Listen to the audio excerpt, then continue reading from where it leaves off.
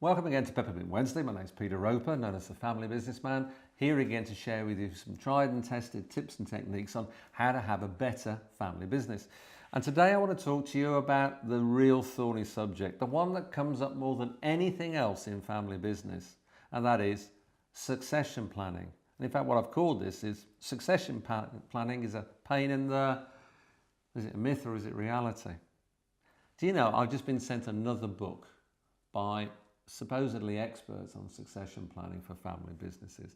And I got past about the 5th page and I couldn't read it any longer.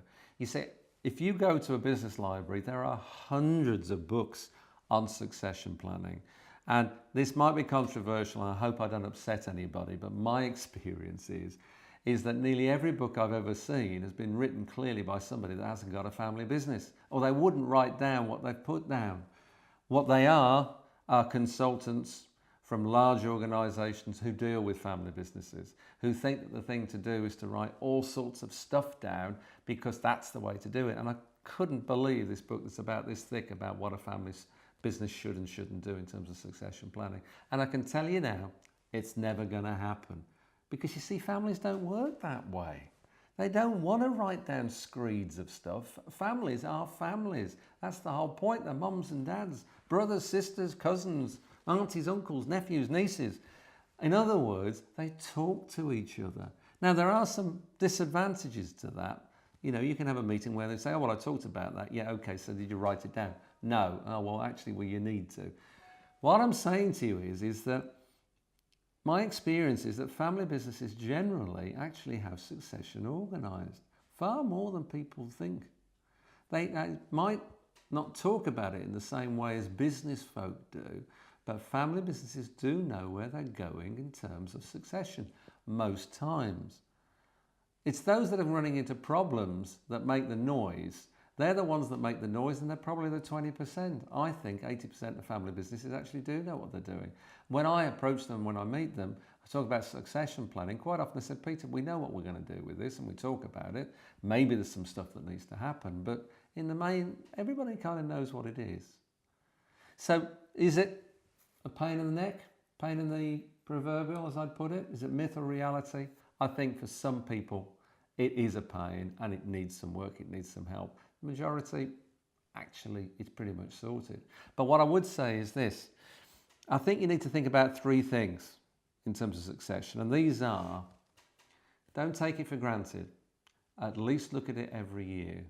It's very easy that 5 years by a click of your fingers goes by. So you may have agreed as a family what's going to happen, but you know what? Revisit it, review it, make a fundamental point of doing so. Sit down quietly, away from phones and the business, and say, okay, so do you still feel the same? And then share how you feel.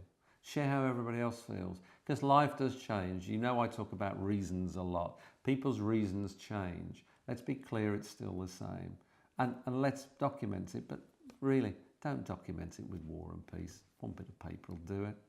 Secondly, keep it open to all members of the family and the employees. Make sure everybody understands what's going to happen, because that way everybody understands, alignment happens, you can get a rhythm to the process and life moves on because everybody knows where they're going. And last but not least, recognise one thing. Life does change. Things do happen. And I've seen people's reasons change in a heartbeat because something fundamental has happened to change things.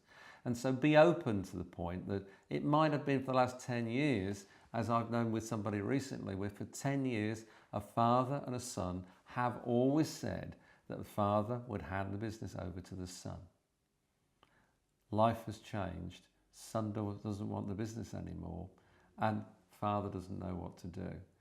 The thing is they need to talk it through. And in fact, in this situation, they are talking it through, and it will get to a good conclusion because they're good people, they're good family people, and they're recognising that, you know what, life has curveballed them, and therefore they've got to think about things differently. And that's life, and that's family business.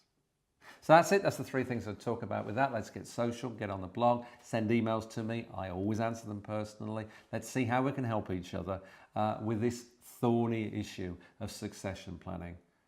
Well, that's it for now. That's Peppermint Wednesday. I'm Peter Roper, and remember, if I can help you in any way, just let me know. Thanks for listening.